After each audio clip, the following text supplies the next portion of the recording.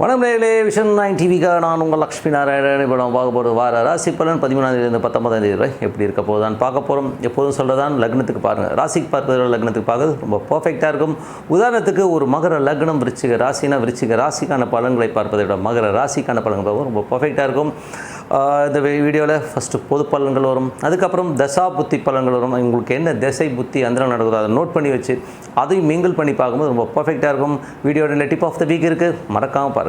So ரிஷபராசிக்கு வந்து எப்படி இருக்குன்னா, ஸோ உங்களது ராசியாதிபதி சுக்கிரன் வந்து 12 அவருடைய சுயசாரத்தில் இருக்கும்போது வேலை சம்பந்தமான விஷயம் கொஞ்சம் அலைச்சல் ஏற்படுவதற்கான வாய்ப்பு இருக்குன்னா கொஞ்சம் பார்த்து நடந்துக்கணும். உங்களது 2 மற்றும் 5ஆம் அதிபதியான புதனும் பார்த்தீங்கன்னா உங்களுக்கு வந்து ராசியிலே இருந்து அது கேதுடைய சாரத்தில் இருக்கும்போது குழந்தைகளுடைய 12 இருக்கும்போது கொஞ்சம் அந்த குழந்தைங்க வந்து கொஞ்சம் பிடிவாதமாக பேசுகிறது, குடும்பத்தில் சின்ன சின்ன விஷயத்துக்காக கொஞ்சம் மன உளைச்சல் வருவதற்கான வாய்ப்பு சில பேருக்கு இருக்கலாம். பூர்வீகம் சம்பந்தமான விஷயம், பூர்வீக சொத்துக்கள் சம்பந்தமான விஷயங்கள்லாம் வந்து இப்போ தலையிடாமல் இருக்கிறது ரொம்ப நல்லதுங்க. புதன் கேதுனாலே என்னென்னா, நீங்கள் வந்து ஒரு கொஞ்சம் இந்த நரசிம்மர் வழிபாடு பண்ணும்போது அந்த மன உளைச்சல் கொஞ்சம் கிளியராக இருக்கிறதுக்கான வாய்ப்புலாம் நல்லா இருக்குது. அதுக்கப்புறம் அது வேணால் உங்களுக்கு 3ஆம் அதிபதி சந்திரன் சிறப்பான பலன்கள், மற்றபடி வந்து பார்த்திங்கன்னா நல்ல லாபங்களை தருவதற்கான வாய்ப்புலாம் ரொம்ப நல்லா இருக்குது. ஸோ வாரத்தின் வந்து ஒரு திங்கள் செவ்வாயில் மட்டும் சின்ன சின்ன விரயங்கள் இருந்தாலும் அதுக்கப்புறம் எல்லாமே சிறப்பாக மாறுவதற்கான வாய்ப்பும் ரொம்ப நல்லா இருக்குது.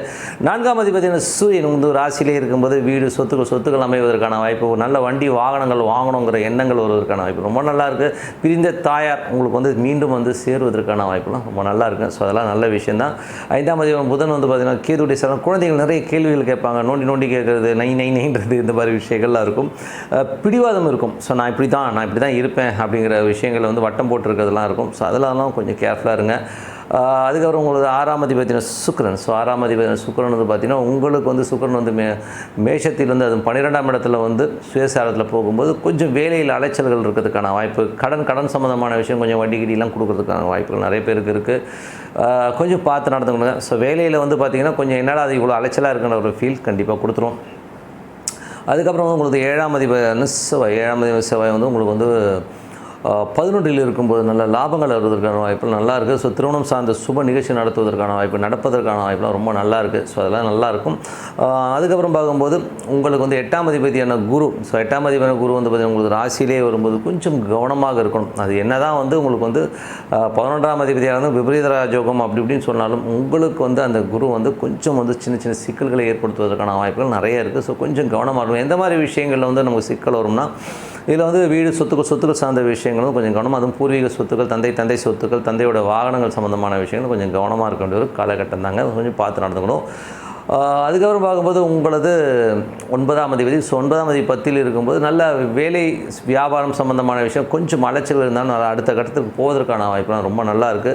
சில பேருக்கு வந்து வியாபாரங்கள் கை கூடி வருவதற்கான வாய்ப்புகள், புதிய தொழில் வாய்ப்புகள் கிடைப்பதற்கான வாய்ப்புலாம் ரொம்ப நல்லா இருக்குங்க. ஸோ அதெல்லாமே ரொம்ப சிறப்பு தான். 11ஆம் அதிபதி உங்களுக்கு ராசியிலே இருக்கும்போது நண்பர்கள் வந்து உங்களை வந்து உற்சாகப்படுத்துவார்கள். பட் இருந்தாலும் கொஞ்சம் கவனமாக இருக்கணும். ஏன்னா வந்து 11ஆம் அதிபதி நண்பர்களாக இருந்தாலும் ஒரு 8ஆம் அதிபதியாக இருக்கணும், கொஞ்சம் கவனமாக இருக்கணும். ஏதாவது பார்ட்டி கூப்பிட்றாங்க போது கொஞ்சம் கேர்ஃபுல்லாக இருக்க வேண்டிய ஒரு காலகட்டம், கொஞ்சம் பார்த்து நடந்துக்கணும். ஸோ இதுவரை பார்த்து பொது பலன்கள். இப்போ பார்க்கும்போது தசாபதி பலன்கள் எப்படி இருக்குன்னு பார்ப்போம். ஸோ தசாபதி பலன்கள் வந்து ரிஷப லக்னமாக இருந்து சூரிய தசாபதி அந்தங்கள் எப்படி இருக்குன்னு பார்ப்போம். ஸோ சூரிய தசை, சூரியன் வந்து உங்களுக்கு ராசியிலே இருந்து அது 4ஆம் அதிபதி சுயசாரத்தில் போகும்போது வீடு சொத்துக்கள் வாங்குவதற்கான வாய்ப்புலாம் ரொம்ப நல்லா இருக்குது.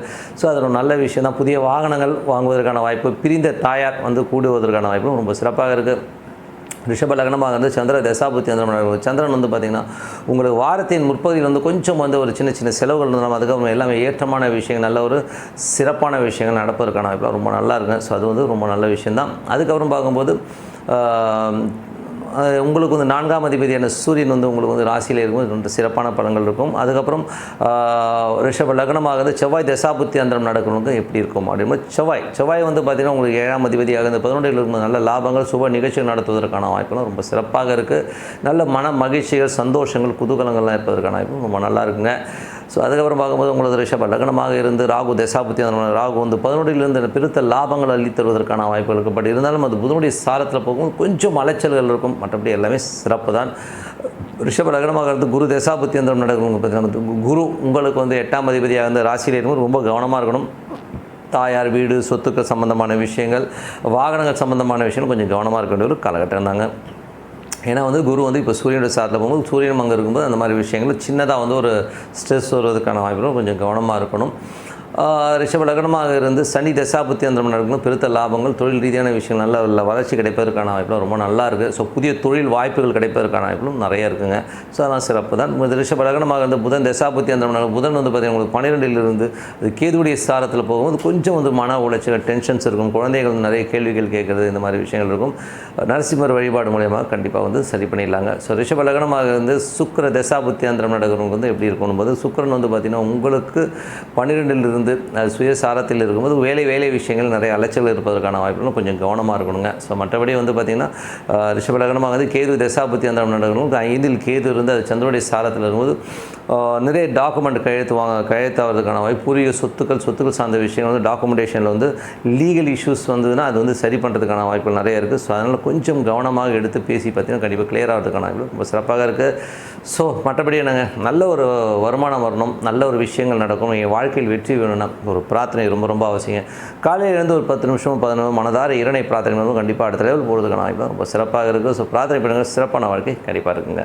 இந்த வீக்கில் இப்போது நம்ம பார்க்க போகிறது வந்து பிதுர் தோஷம். ஸோ பிதுர் தோஷங்கிறது வந்து பார்த்திங்கன்னா சூரியன் ராகு கேதுவோட அமைவது 6, 8ஆம் அதிபதி தொடர்பு கொள்ளும்போது அந்த பிதுர் தோஷங்கள், பிதுர் சாபங்கள், இந்த மாதிரி விஷயங்கள்லாம் வரும். ஸோ இந்த மாதிரி வந்துச்சுன்னா என்ன சார் பண்ணுறது, இந்த மாதிரி வந்து எந்த மாதிரி எஃபெக்ட் இருக்கும் அப்படின்போது இது வந்து பார்த்திங்கன்னா ஒரு 2 தலைமுறையாக நிறைய பேர் வந்து பார்த்திங்கன்னா முன்னேற முடியாமல் ரொம்ப தவிப்பாங்க. ஸோ சார் வழியே இல்லை சார், எது போனாலும் கட்டையை போட்டுடுறாங்கன்ற மாதிரி விஷயங்கள் இருக்கும். சில பேர் வந்து பார்த்திங்கன்னா நல்ல ஒரு அபிவிருத்தியில் வந்து நல்ல விஷயத்துக்கு படிப்பாங்க. உதாரணத்துக்கு நல்ல ஒரு டாக்டர் படிப்பான், ஆனால் அந்த டாக்டர் தொழில் போவான், வேறு ஏதாவது தொழில் போயிடுவான், பிஸ்னஸ் போயிடுவான். அந்த நல்லா படித்ததை வந்து அப்படியே விட்டுட்டு வேறு எதுக்கு மாறுறது, இந்த மாதிரி வந்து நிறைய கன்ஃபியூஷன்ஸில் இருப்பாங்க. ஸோ அந்த மாதிரி விஷயங்கள் வந்து இருக்கும். இது வந்து பார்த்திங்கன்னா சூரியன், அதாவது தந்தையுடைய காரக தெய்வமான சூரியனுக்கு வந்து 6ஆம் அதிபதி தொடர்போ இல்லை இந்த ராகு கேதுவோட தொடர்போ இருந்ததுன்னா கண்டிப்பாக வந்து அந்த பிதுர் சாபங்கள் இருக்கும். சில நேரத்தில் வந்து அப்பா அம்மாட்ட சில பேரும் சாபம் வாங்குறது. 8ஆம் அதிபதி தொடர்பு இருக்கும்போது அந்த ஒரு டென்ஷன், அந்த ஒரு டென்ஷனில் வந்து அவங்க எதாவது பேசுகிறது வந்து நமக்கு வந்து சாபமாக கன்வெர்ட் ஆகும். அதனால் வந்து கொஞ்சம் நம்ம என்ன பண்ணோன்னா இதுக்கு வந்து ஒரே தீர்வு என்னென்னா சூரிய பகவானை வணங்குவது மட்டும் இல்லாமல் எந்த கிரகம் உங்களுக்கு வந்து அந்த 9ஆம் அதிபதியாக வருதோ அந்த 9ஆம் அதிபதியும் வந்து ராகு கேதுவுடைய மற்றபடி அஷ்டமாதிபதி 6ஆம் அதிபதி தொடர்பு வந்து பிதுர் தோஷங்களாக கன்வெர்ட் ஆகும், பிதுர் சாபங்களாகவும் கன்வெர்ட் ஆகுங்க. ஸோ இதுக்கு என்ன பண்ணா அப்படின்னும் போது தந்தையை வயதை ஒத்தவர்களுக்கு சாப்பாடு வாங்கி கொடுக்கலாம். ஓகேங்களா? ஸோ அது வந்து ஞாயிற்றுக்கிழமையில் வாங்கி கொடுத்தாலும் சரி, இல்லை உங்களுக்கு 9ஆம் அதிபதி இப்போ 9ஆம் அதிபதி சப்போஸ் செவ்வாய் இருக்குன்னு செவ்வாய்க்கிழமையில் வாங்கி கொடுங்க. ஓகேங்களா? ஸோ அந்த மாதிரி ஏதோ உங்களால் முடிஞ்ச தந்தை உடைய வயசில் இருக்கவங்க, அம்மாவோட வயசில் இருக்கவங்களுக்கு வந்து இப்போ மெயினாக வந்து பிதுர்னா அப்பா தான் வரும். ஸோ அப்பாவோட வயதை ஒத்தவர்களுக்கு வந்து சாப்பாடு வாங்கி கொடுக்குறத வந்து வழியாக வச்சுருக்கலாம். அது ஒரு நல்ல விஷயம்.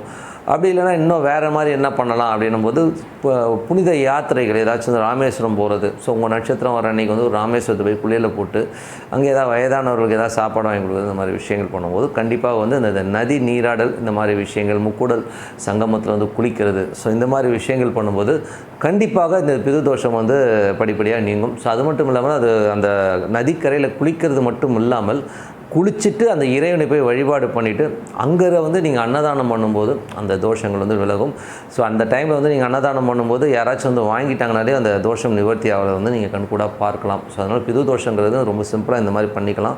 ஸோ இது வந்து வழிபாடு. ஸோ இறைவனை வந்து வழிபாடு பண்ணலாம். சில தோஷங்களில் வந்து என்ன பிரச்சனை வரும்னா செவ்வாய் சம்மந்தப்பட்டாலும் அஷ்டமாதிபதி சம்மந்தப்பட்டாலும் அந்த தோஷங்களுக்கான நிவர்த்தி கிடைக்காது. அப்படி இருக்கவங்க வந்து பிரார்த்தனை பண்ணலாம். ஸோ உதாரணத்துக்கு வந்து 9ஆம் அதிபதி வந்து குருவாக இருக்குன்னா ஏதாவது சித்த புருஷர்களையோ ஒரு ஆன்மீக குருமார்களையோ வந்து வேண்டுதல், ஏதோ ஒரு குருமார்கள் பாபாஜியை வேண்டலாம். ஸோ ஏதோ ஒரு குருமார்களை சங்கராச்சாரியை வேண்டலாம். ஸோ அந்த மாதிரி குருமார்களை வேண்டும் போது கண்டிப்பாக வந்து இதுக்கான ரிலீஃப் கிடைக்கும். ஸோ பிரார்த்தனை வந்து பரிகாரத்தை விட சிறந்து பிரார்த்தனை. ஸோ அந்த மாதிரி பிரார்த்தனை பண்ணும்போது இந்த பிதுர் தோஷங்களையும் பிதுர் சாபங்களையும் கண்டிப்பாக நிவர்த்தி பண்ணிட்டு வரலாங்கிறதான் உண்மையான விஷயம். ஸோ நல்ல விஷயங்கள் நல்ல மாற்றங்களாக இருக்கணும்னா பிரார்த்தனை பண்ணுங்கள். சிறப்பான பலன் உங்களுக்கு காத்துங்க. நன்றி, வணக்கம்.